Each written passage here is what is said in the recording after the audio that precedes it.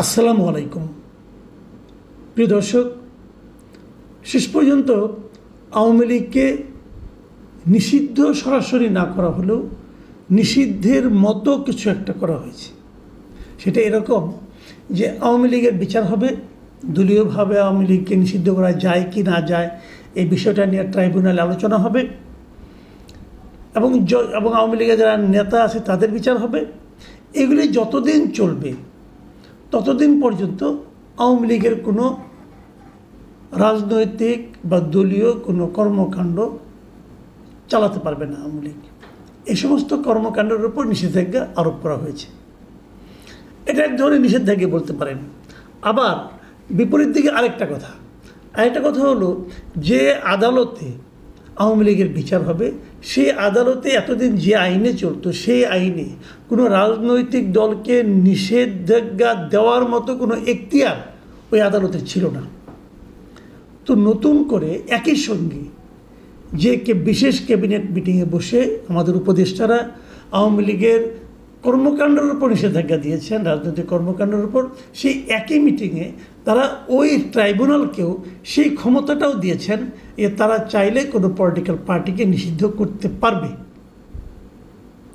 অতএব জিনিসটা ক্লিয়ার যে এখন আওয়ামী লীগের বিরুদ্ধে অভিযোগ হবে, নিষিদ্ধ করার ক্ষমতা সেই কোর্টকে দেওয়া হয়েছে, নতুন করে, আগে ছিল না কিন্তু এখন নতুন করে সেটা দেওয়া হয়েছে। অতএব নিষিদ্ধ তারা যদি হয়ে যায়, এবং হওয়ার সম্ভাবনা তো বুঝতেই পারছেন কী হবে না হবে, তো হয়ে গেল, তো মোটামুটি নিষিদ্ধ হয়েই গেল।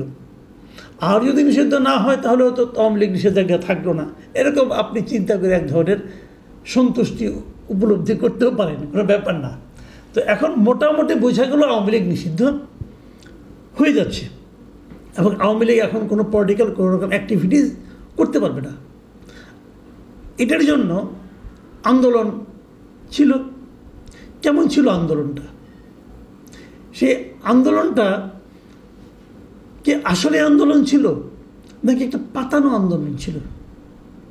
দেখুন, আওয়ামী লীগ নিষিদ্ধের ব্যাপারে এই সরকার প্রধান ডক্টর ইউনূস এর আগে একাধিকবার বিদেশি সংবাদ মাধ্যমকে বলেছেন যে কোনো রাজনৈতিক দলকে নিষিদ্ধ করার কোনো পরিকল্পনা তার সরকারের নাই বলেছিলেন, কিন্তু একাধিকবার বলেছিলেন।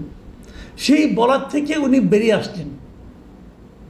কেন আসলেন তারা এখন বলতে পারবে না। যে ডক্টর ইউনূসকে জিজ্ঞাসা করে উনি হেসে হেসে সুন্দর করে যুক্তি দিয়ে বুঝিয়ে দেবেন, আমি তো করতে চাইনি, কিন্তু দেশের জনগণ চেয়েছে এবং জনগণ চাইতে চাইতে আমাকে ঘেরাও বন্ধ করে ফেলেছে, আমি আর কি করব।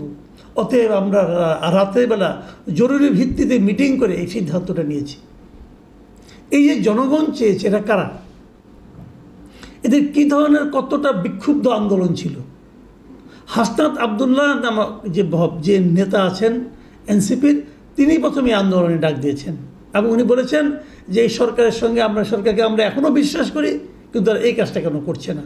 কিন্তু প্রশ্ন হলো, আপনি যদি এই আন্দোলনটাই করবেন তাহলে আগে করলেন না কেন?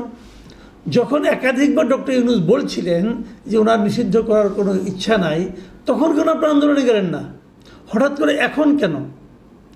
বলা হয়ে থাকে, এনসিপি এক নেতা ওই দিন বললেন, দেখলাম যে ওনারা বলছেন যে আব্দুল হামিদ বিদেশ চলে যাওয়ায় তাদের মধ্যে নাকি এরকম একটা জ্ঞান প্রাপ্তি হয়েছে যে আওয়ামী লীগকে নিষিদ্ধ করা দরকার। আচ্ছা, আওয়ামী লীগকে যদি নিষিদ্ধ করা আগেই হতো তাহলে কি আব্দুল হামিদ বিদেশে যেতেন না?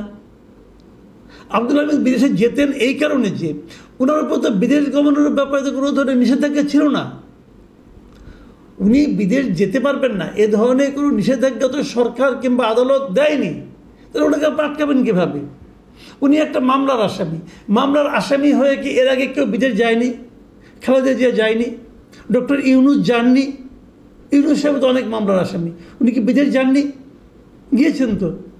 তো আব্দুল হামিদ সাহেব গেলে সমস্যাটা কোথায়? আপনারা বৈষম্য বিরোধী আন্দোলনের কথা বলেন, তো এই সমস্ত এক ব্যক্তির জন্য এক নিয়ম, আরেক ব্যক্তির জন্য আরেক নিয়ম, এগুলি বৈষম্য না? ডক্টর ইউনূস তো হাসিনার আমলেও গেছেন রে ভাই, হাসিনার মতো স্বৈরাচারের আমলেও তো ডক্টর ইউনূস একাধিকবার অবাধে বিদেশে যেতে পেরেছেন। আর এই সরকারের আমলে হামিদ সাহেব কেন গেলেন, এই জন্য আপনাদের কেন আওয়ামী লীগ নিষিদ্ধ করতে হবে? তার মানে আব্দুল হামিদ সাহেব বিদেশ যাওয়ার সঙ্গে আওয়ামী লীগ নিষিদ্ধের কোনো সম্পর্ক নেই। সম্পর্কটা কোথায় সেটা আমি একটু পরে বলছি। তার আগে আমি বলি আন্দোলনটা কেমন ছিল। এই আন্দোলনটাকে আমি বলছি এটা ছিল একটা সরকারের সঙ্গে এনসিপির একটা পাতানো আন্দোলন। কেন বলছি সেটাও বলি। দেখুন, যমুনার সামনে যে কোনো অবস্থান করা, বিক্ষোভ করা, মিছিল করা সব নিষিদ্ধ। ডিএমপি নিষেধ করেছে। যমুনার থেকে ডিএমপির দূরত্ব হেঁটে গেলে লাগে 2 মিনিট। তো এইটা যে হাসনাত আবদুল্লাহরা কয়েকশো লোক নিয়ে যে ভাঙলো, ডিএমপি দেখে নাই, ডিএমপি ফেরানোর চেষ্টা করছে, করে নাই। বরঞ্চ গরমের সময় এখানে থাকতে অসুবিধা হচ্ছে, জল পিপাসা লাগছে, এটা চিন্তা করে ওয়াসার পক্ষ থেকে সেখানে মানে পানীয় জল সরবরাহ করা হয়েছে। সেখানে মাথার উপর যাতে গরম কম লাগে এই জন্য ঢাকা উত্তরে একটা আতিক সাহেব একটা মেশিন কিনছিলেন অনেক টাকা খরচ করে, মানে 2 নম্বরই করছে অনেক, যাক অনেক টাকা খরচ করে মেশিন কিনছিল, যে ওইটা দিয়ে নাকি পানির মানে ফগ মানে কুয়াশার মতো করে ছড়িয়ে দিয়ে মানুষকে ঠান্ডা করা হবে। সেইটা দিয়ে মানুষকে ঠান্ডা করা হয়েছে, আন্দোলনকারীদেরকে মানে শীতল করা হয়েছে মাথাটাকে। তো এইভাবে আন্দোলন বাংলাদেশের ইতিহাসে কখনো হয়েছে?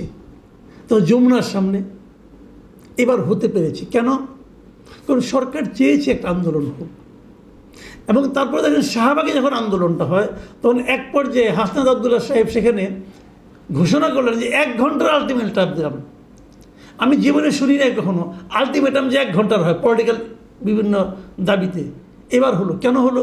কারণ ওনারা জানতেন 1 ঘন্টার মধ্যেই সিদ্ধান্ত আসছে। সরকার আসলে এই আন্দোলনটা করিয়েছে নিজেদের জন্য একটা লেম এক্সকিউজ তৈরি করার জন্য।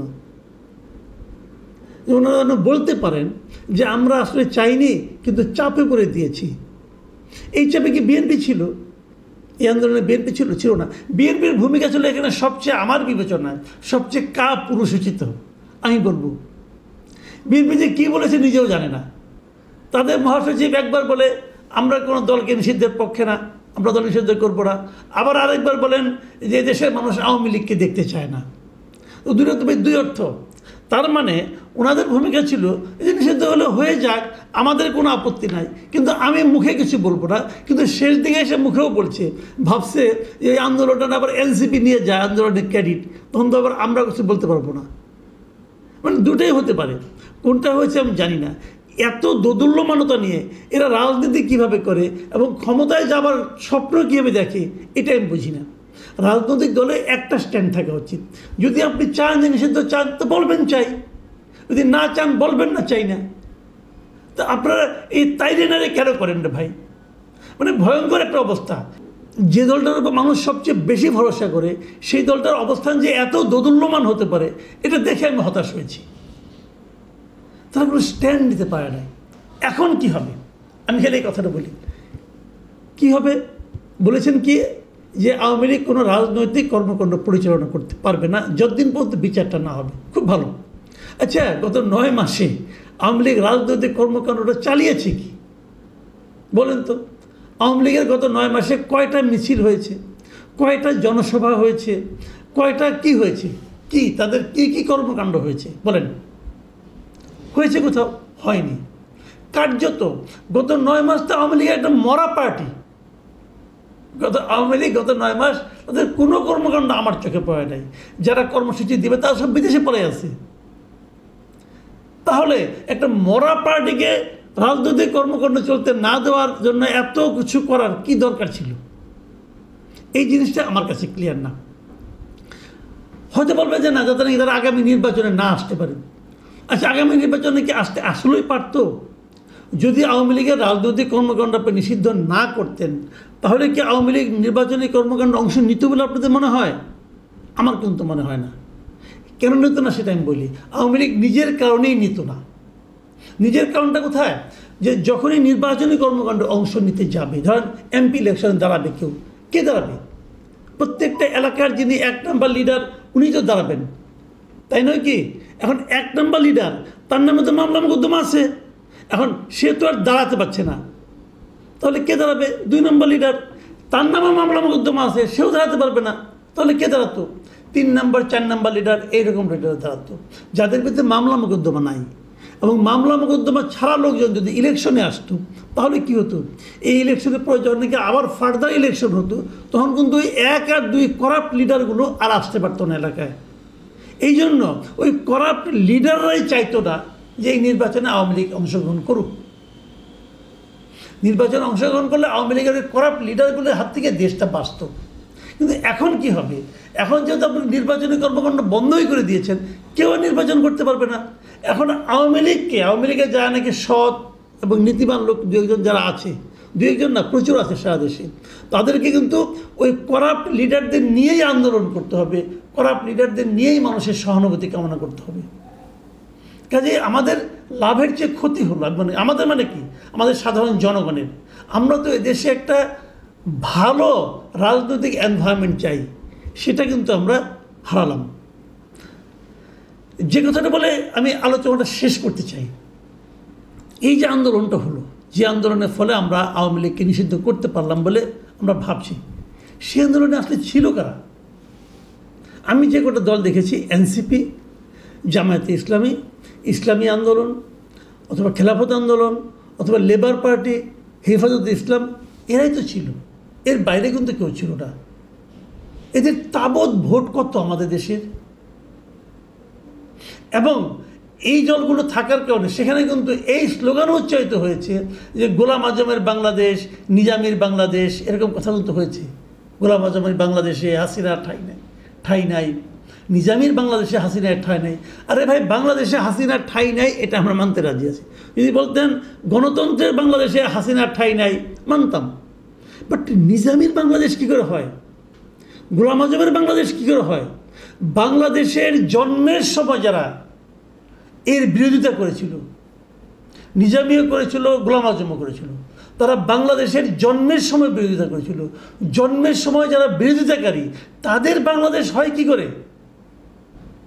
তাদের বাংলাদেশে এদের ঠাঁই নেই, এটা কেমন? তাহলে এই বাংলাদেশে আমরা কোথায়? আমরা সাধারণ মানুষ কোথায়? আমরা হাসিনাকে ঠাঁই দিতে চাই না ভাই, কথা আমার পরিষ্কার। হাসিনা যা করে গেছে তাকে ঠাঁই দেওয়ার জন্য কোনো আগ্রহ আমাদের নাই। কিন্তু এটা তার আগে প্রশ্ন হলো, এটা নিজামীর এবং গোলাম আজমের বাংলাদেশ কী করে হয়? তার মানে নিজামী এবং গোলাম আজমের যে চিন্তাধারা, তাদের প্রতিনিধিদের দ্বারাই এই আন্দোলনটা হয়েছে। ভয়ঙ্কর ইনফরমেশন, এটা একটা ভয়ঙ্কর বাস্তবতা। এই বাস্তবতা নিয়েই সামনে আমাদের হয়তো অগ্রসর হতে হবে। প্রিয় দর্শক, এখন এ পর্যন্তই। আল্লাহ হাফেজ।